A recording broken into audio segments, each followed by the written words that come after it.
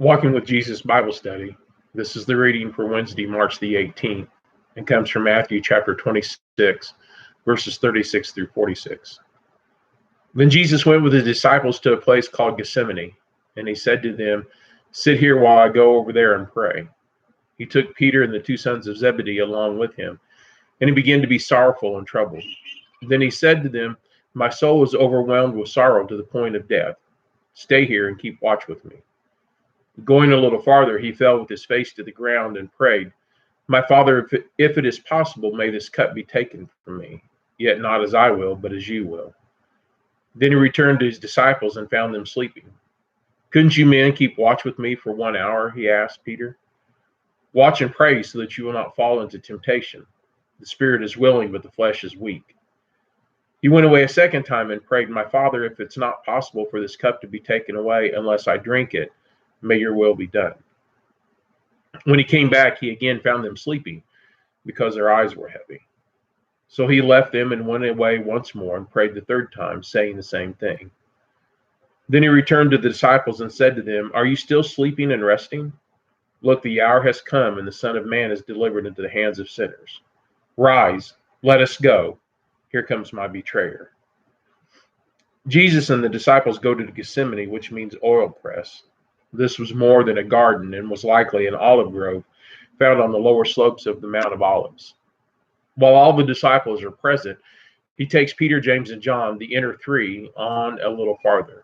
It's natural that Jesus would want the support of these three closest to him at this hour of trial.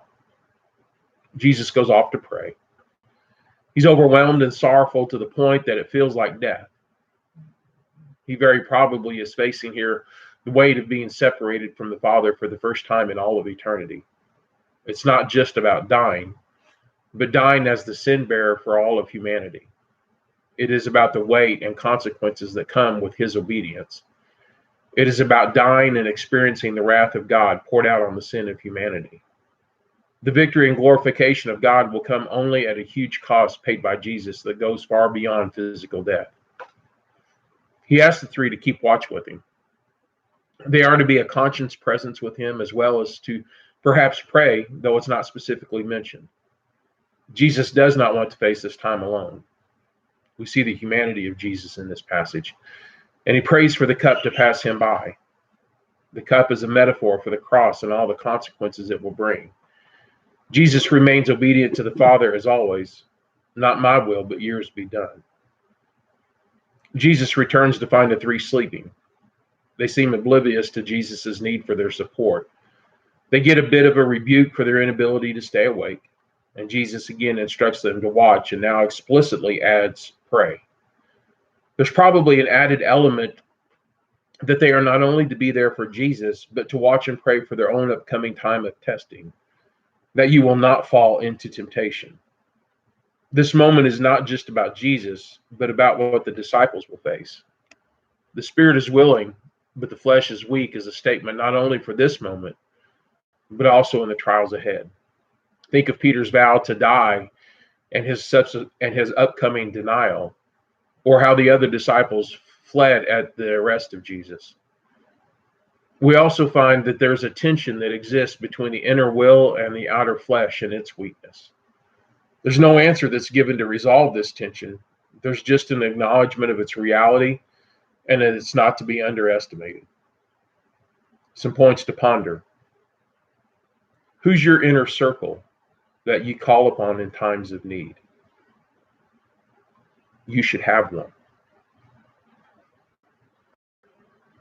It's not failure to have a desire to avoid great trial or personal cost. It is failure when we avoid it at the cost of obedience to the will of the Father.